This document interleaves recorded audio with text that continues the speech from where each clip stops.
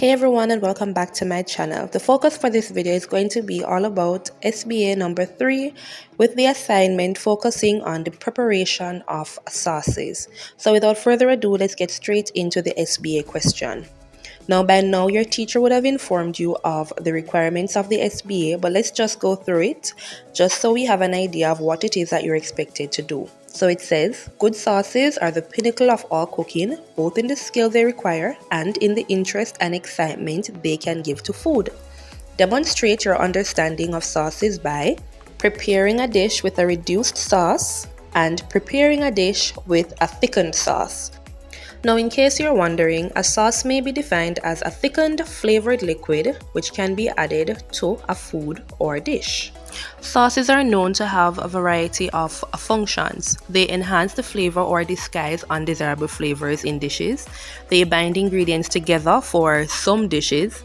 They moisten dry foods. They reheat leftovers, can be used to improve appearance, add nutritional value to food, and of course it gives variety to meals and makes them more interesting. One thing to consider when researching your recipes is the consistency of the sauce. The consistency of the sauce will vary according to how it will be served with the dish. So, sauces can be classified into 3 main consistencies, either pouring, coating, or a binding consistency. For a pouring consistency, at boiling point, it should glaze the back of the wooden spoon or plastic spoon and should flow freely when poured. For the coating sauce or the coating consistency, at boiling point, it should coat the back of a wooden spoon or a plastic spoon as soon as it is ready. And for a binding sauce, it should be thick enough to bind dry ingredients together so that it can be handled easily to be turned into rissoles or cakes. As you are aware, this is an internal examination, which would mean that your subject teacher is going to be grading your final assignment.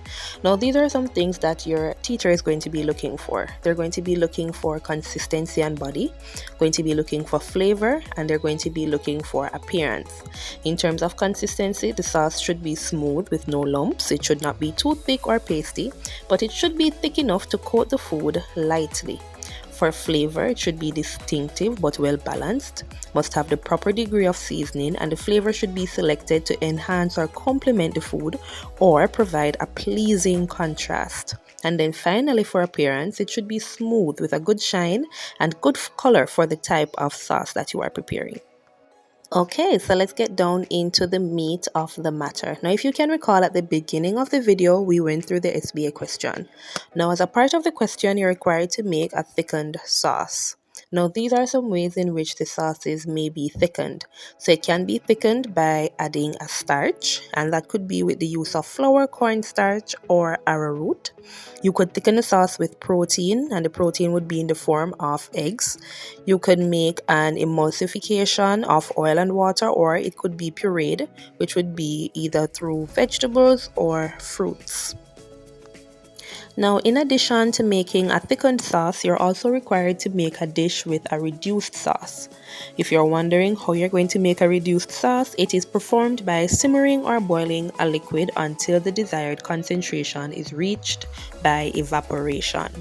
It's a natural way to thicken the sauces without adding any form of thickeners, thus concentrating the flavors.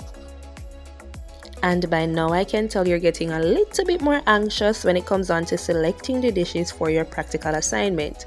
So we're moving into the classifications of sauces. Now, sauces can be classified as either sweet or savory. So you have the option of making a sweet sauce and not just a savory sauce for your assignment. It all depends on which dish you decide to make and the type of sauce. For sweet sauces, they are mainly used with desserts, and these desserts could be puddings or cakes. They're usually made with sugar, water, fruit juice, or wine, and thickened with cornstarch or arrowroot. Some sweet sauces use egg as a thickener, for example, if you were to make a custard sauce. You could also use pureed fruits to make a sauce, which can be used as a dessert, or it can be used as an accompaniment to a sweet or a savory dish. And of course, I'm going to provide you with some examples of sweet sauces. Now, let's say you want to make a thickened sauce as a sweet sauce to answer the question. You could make either a jam, pineapple, orange, or lemon sauce.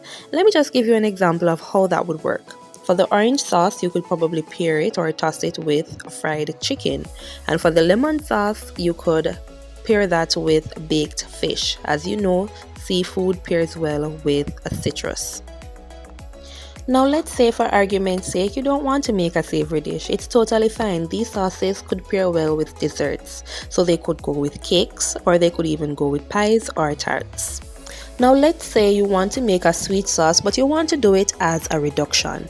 You can make a blueberry sauce, or you can make a strawberry sauce. And these are just examples. There are other options available. You just have to do a little extensive research and you can find a recipe that would be suited for you.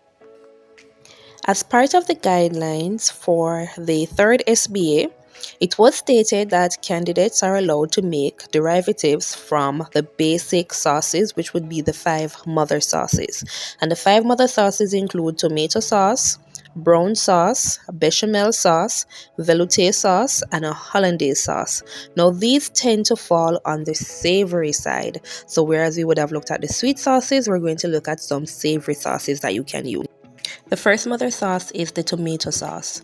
Now you can make a classical French tomato sauce, which is the foundation of many dishes such as pizza, pasta, chicken, and it has ingredients such as a mirepoix, which would include celery, onion, and carrots, and additional seasonings.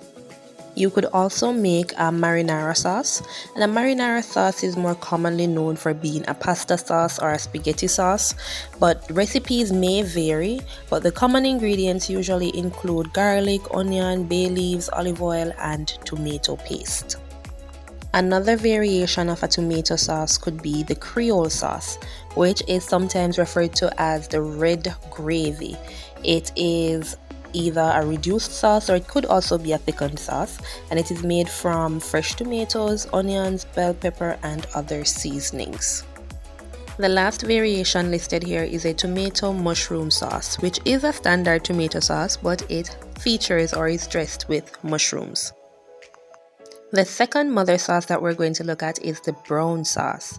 Now this is a rich dark sauce that is made from beef or veal stock, mirepoix, and tomato paste. And again, just like with the tomato sauce, you can make variations of the brown sauce for your assignment. Now the variations include the bordelaise sauce, bourguignon sauce, and the chasseur sauce. The bordelaise sauce is a classic French sauce that is made from dry red wine, bone marrow, butter, and shallots, and is normally served over beef tenderloin and steaks. Now, based on our assignment, this may not be a suitable sauce based on the ingredients, alcohol is involved, but it is good to know. The bourguignon sauce is also a French sauce which uses red wine as the base with onions and shallots, a bouquet garni that is reduced, strained, and mixed with an espagnole sauce. Now again, this may not be a suitable choice. The chasseur sauce is also a classic French brown sauce which does have a bit of alcohol included, but if you want to use one of these recipes, I suggest that you substitute some of the ingredients to better suit what your dish requires. Another mother sauce is the bechamel sauce. Now this is a white sauce that is made from milk, butter, and flour, and it is normally used for many creamy sauces. Now it can be used in dishes such as macaroni and cheese, lasagna, and gratins. Now in terms of derivatives of the bechamel sauce, you can make a mornay sauce, and the mornay sauce has a base of flour, milk, eggs, and butter, and it is normally inclusive of grated Parmesan cheese and Gruyere cheese. In addition to that, you can also make a herb sauce or a mushroom cream sauce. Number 4 on our list of mother sauces is the velouté sauce. Now this is a sauce that is made from a light stock such as chicken, fish, or veal, and it is also inclusive of a bland roux. Now this can be made for dishes such as chicken pot pie, seafood stews, and creamed vegetable soups. Now the velouté sauce, of course, you can make variations as with the other mother sauces. So you can make a seafood velouté, a curry velouté, or a coconut velouté sauce. And the final mother sauce is the hollandaise sauce. Now this is a creamy, tangy sauce that is made from egg yolks, butter, and lemon juice. It is a classic sauce for dishes such as eggs Benedict, can be used for asparagus, and it can be used for fish dishes. After all of that information about the types of sauces and variations of sauces, now we're going to look at some of the rules to ensure success. The first is to use a good thick base saucepan or double boiler to ensure uniform, gentle heat and to prevent sticking. Secondly, you want to measure your ingredients accurately to ensure the correct consistency. Cook over medium heat to prevent lumping and sticking to the pan, and you want to stir constantly to ensure even distribution of heat, thus avoiding lumps or sticking. And then finally, only stir occasionally when the mixture is thickened, as too much stirring at this point can reduce thickening. If you made it to the end of this video, here are some examples of dishes you can prepare for your practical assignment. Feel free to share, like, comment, and subscribe.